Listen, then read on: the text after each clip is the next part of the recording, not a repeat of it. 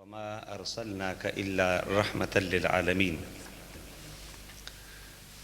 صدق الله مولانا العظيم وبلغنا رسوله النبي الكريم ونحن على ذلك لمن الشاهدين والشاكرين والحمد لله رب العالمين. حاضرین و سامعین کرام،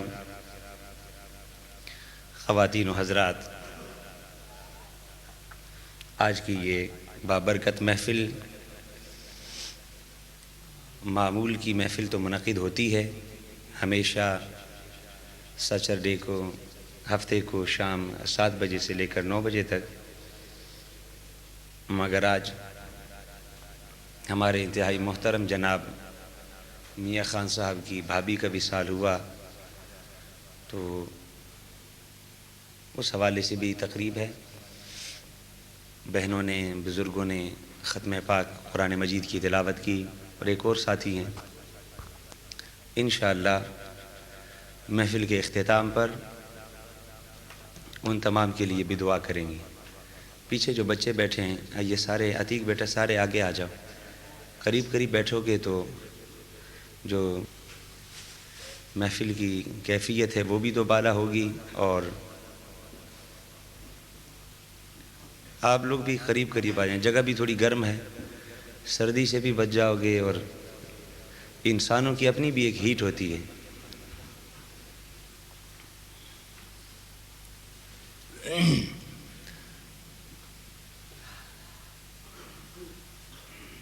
آج کی جو میری گفتگو کا موضوع ہے، اس کے لیے قرآن مجید کی جس آیت مبارکہ کی تلاوت کا شرف حاصل کیا، وہ سورہ انبیاء کی آیت نمبر 107 ہے. ارشاد باری تعالیٰ ہے، وَمَا أَرْسَلْنَاكَ إِلَّا رَحْمَةً لِلْعَالَمِينَ. محبوب، ہم نے آپ کو ساری کائنات کے لیے، سارے عالمین کے لیے، تمام جہانوں کے لیے رحمت بنا کر بھیجا. ویسے تو ہم ہر وقت نبی کریم صلی اللہ علیہ وسلم کا ذکر پاک کرتے رہتے ہیں، مگر آج کی گفتگو میں اس آیت مبارکہ کی تلاوت کا شرف خصوصیت کے ساتھ اس لیے حاصل کیا کہ آپ نے سنا ہوگا کہ غالباً 30 ستمبر کو امریکن ٹیلی ویژن کو ایک پادری نے، ایک پریسٹ نے انٹرویو دیا، جیری فارول نام ہے غالباً اس کا، اور 1 آور میں اپنے انٹرویو میں اس نے نبی کریم صلی اللہ علیہ وسلم کے بارے میں انتہائی نازیبہ الفاظ کہے. دہشت گردی کا لفظ یہ اتنا مکروہ لفظ ہے کہ کوئی بھی عزت دار شخص اور مہذب معاشرے کا، اچھی سوسائٹی کا شخص نہ اپنے لیے پسند کرتا ہے، نہ اپنے گھر کے کسی فرد کے لیے پسند کرتا ہے. ایک عام انسان کبھی یہ نہیں چاہے گا کہ یہ لفظ اس کے لیے یا اس کے گھر کے کسی فرد کے لیے استعمال کیا جائے.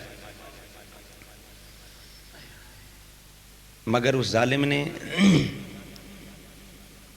یہ اصطلاح ٹیررسٹ کی نبی کریم صلی اللہ علیہ وسلم کے لیے استعمال کی.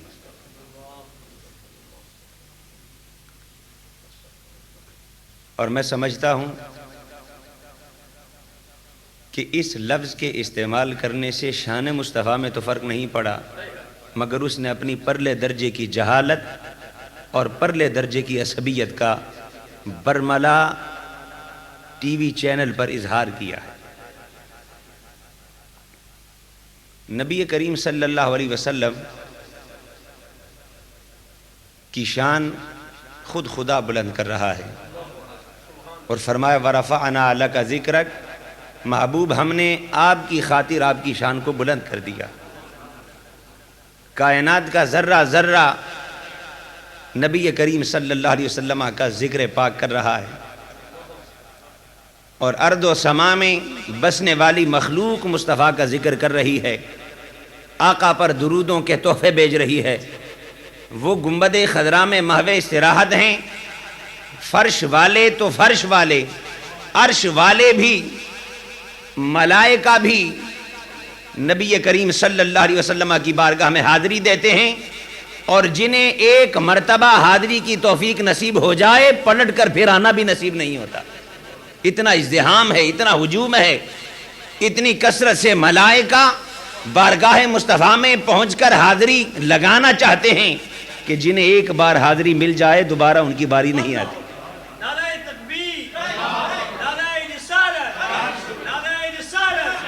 اور آپ صلی اللہ علیہ وسلم کا مقام تو یہ ہے کہ اگر مکہ کی وادی میں دشمن نے آپ کو برا بھلا کہا تو ہر سوال کا جواب مصطفیٰ دیتے تھے، مگر اگر کسی نے مصطفیٰ کے بارے میں بات کی، کسی نے کہا کہ نعوذ باللہ محمد تیرے ہاتھ ٹوٹ جائیں، رب کائنات نے جواب دیا تبت یدا ابی لہب وتب، میرے محبوب کو ہاتھ ٹوٹنے کا تانا دینے والے تیرے ہاتھ ٹوٹ جائیں۔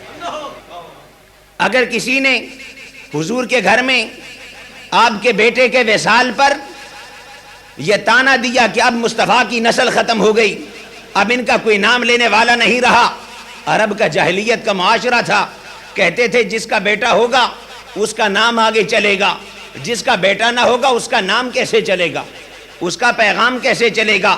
اللہ نے فرمایا میرے محبوب کے ان اتقائے نسل کی بات کرنے والوں، ان شانئک ھو الابتر، میرے نبی کا نام پہلے بھی لیا جاتا تھا، اب بھی لیا جاتا ہے۔ جب دنیا میں مبعوث نہ ہوئے تھے مبشرا برسول یاتی من بعدہ اسمہ احمد کے ترانے گائے جاتے تھے، ہر نبی نے جہاں میری وحدانیت کی بات کی وہاں آمد مصطفیٰ کی بھی بات کی، ان کا ذکر پہلے بھی ہوتا تھا، اب بھی ہوتا ہے اور قیامت تک رہے گا۔ ان شانئک ھو الابتر، ذکر مصطفیٰ اور نسل مصطفیٰ کے کٹنے کی بات کرنے والے تمہاری نسل نہیں رہے گی، محبوب کی نسل تو اتنی پھیلے گی کہ مشرق سے مغرب تک ذکر مصطفیٰ ہی ہوتا رہے گا۔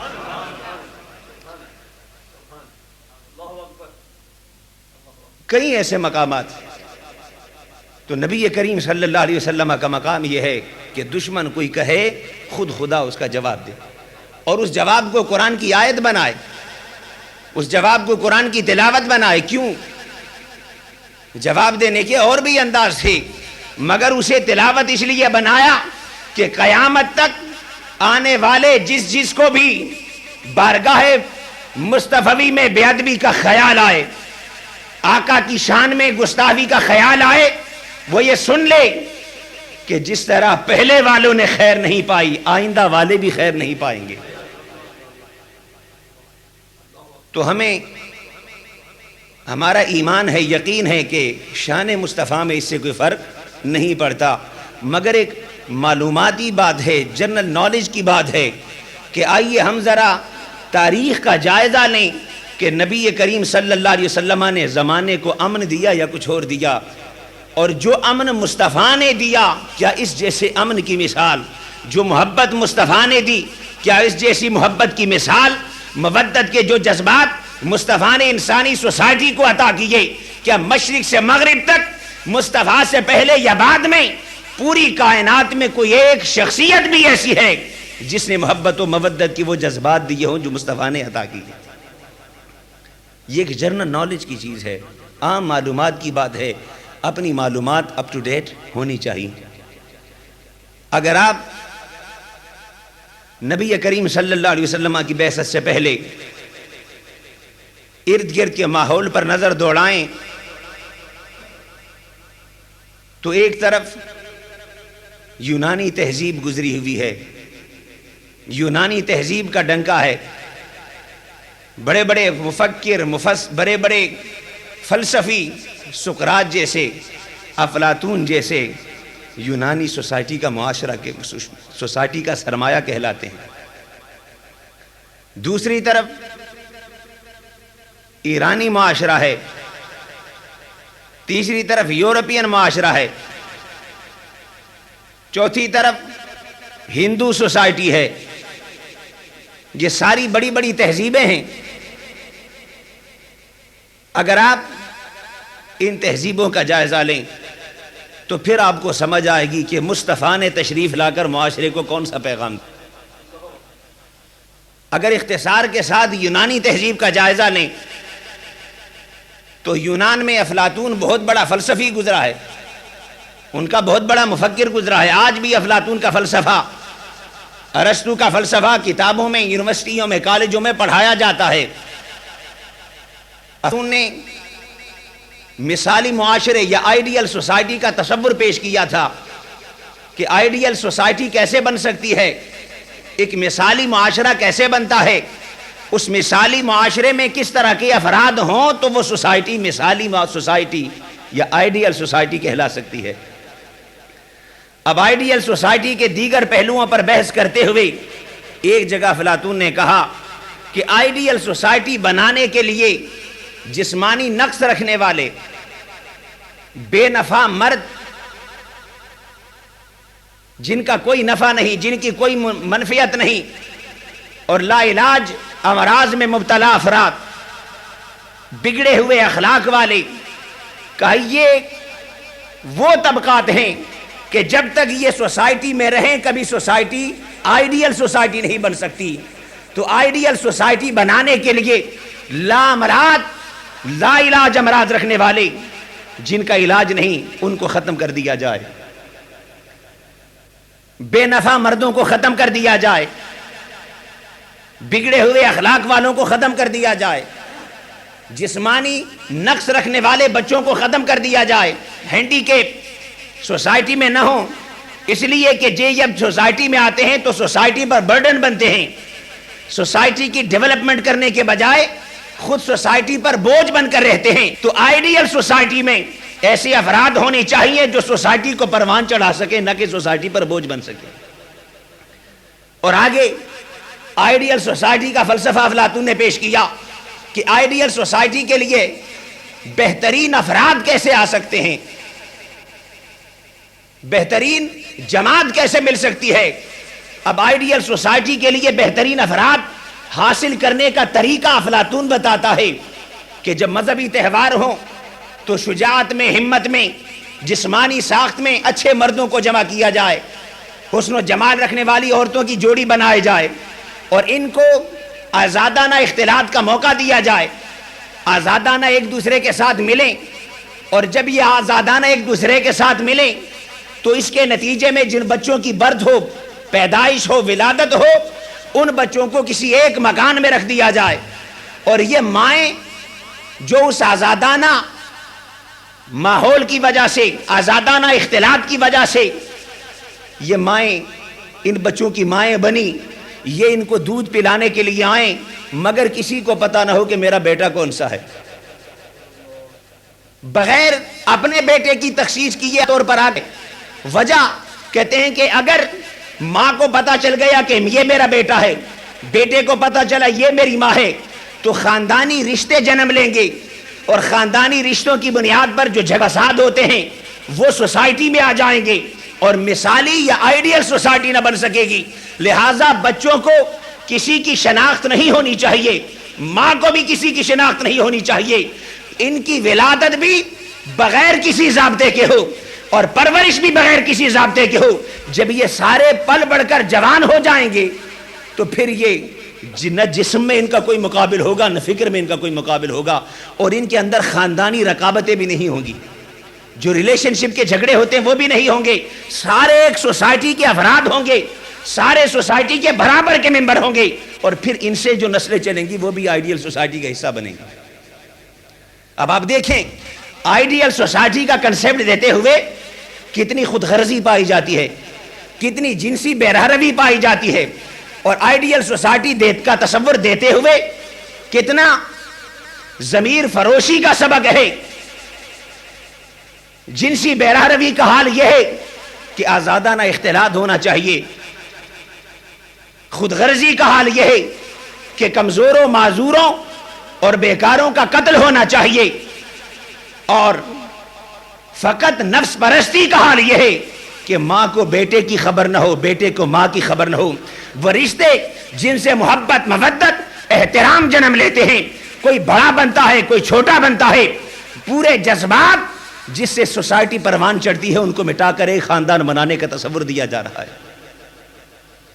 یہی افلاطون نے ایک جگہ کہا کہ جو یونانی ہیں یہ سارے سردار ہیں اور باقی جتنی قومیں ہیں وہ غلام کی طرح ہیں. وجہ وہ کہتا ہے کہ جو شمالی یورپ کے لوگ ہیں وہ بہادر تو بہت ہیں مگر ذہین نہیں ہیں. شمالی یورپ کے لوگ بہادر تو ہیں مگر ذہین نہیں ہیں، اور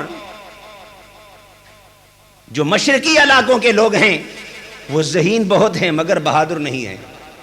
اور کہتے ہیں کہ کسی سوسائٹی میں اگر ذہین لوگ ہوں مگر بہادر نہ ہوں تب بھی سوسائٹی نامکمل ہے، اور کسی سوسائٹی میں بہادر ہوں مگر ذہین نہ ہو تب بھی نامکمل ہے.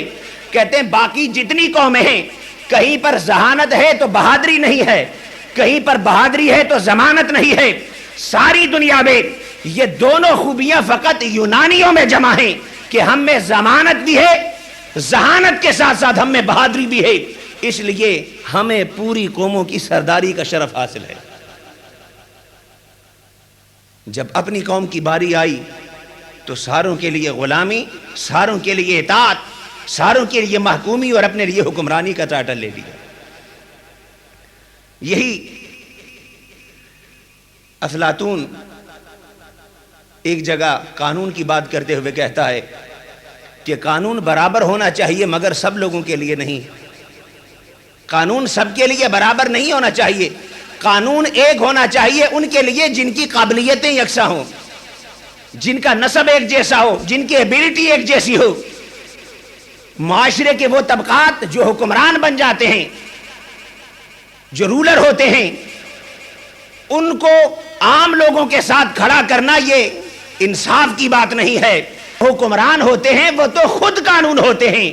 قانون رعایا کے لیے برابر ہونا چاہیے. حکومت کرنے والے اور حکومت کے سائے میں رہنے والے دونوں کی یکسانیت کا کوئی تصور نہیں. اور ارسطو نے تو اس کی ایک مثال بھی دی. ایک مثال کے ذریعے اس گتھی کو سلجھایا کہ جو حکمران ہوتے ہیں وہ اس قانون کے پابند نہیں ہوتے جس کی رعایا ہوتی ہے. پبلک جس لا کو فالو کرے رولر کے لیے ضروری نہیں کہ اس لا کو فالو کرے، گورنمنٹ میں آنے والوں کے لیے ضروری نہیں کہ اس لا کو فالو کرے. مثال سے سمجھاتا ہے، کہتا ہے کہ ریبٹس کی کانفرنس ہوئی، خرگوشوں کی. خرگوشوں نے کانفرنس کی اور کانفرنس میں انہوں نے کہا کہ ہمیں ایکول رائٹ ملنے چاہیے، ہم سب کے رائٹ ایکول ہونے چاہیے. جنگل میں خرگوشوں کی کانفرنس ہو گئی. جب بات آگے بڑھی شیر کو پتا چلا کہ خرگوش کہتے ہیں کہ ہمارے رائٹس ایکول ہونے چاہیے. کہتے ہیں کہ شیروں کی جماعت خرگوشوں کے پاس گئی کہ تم ایکول رائٹ کی بات کرتے ہو، یکساں قوانین کی بات کرتے ہو، ہر ایک کو مکمل حق دینے کی بات کرتے ہو.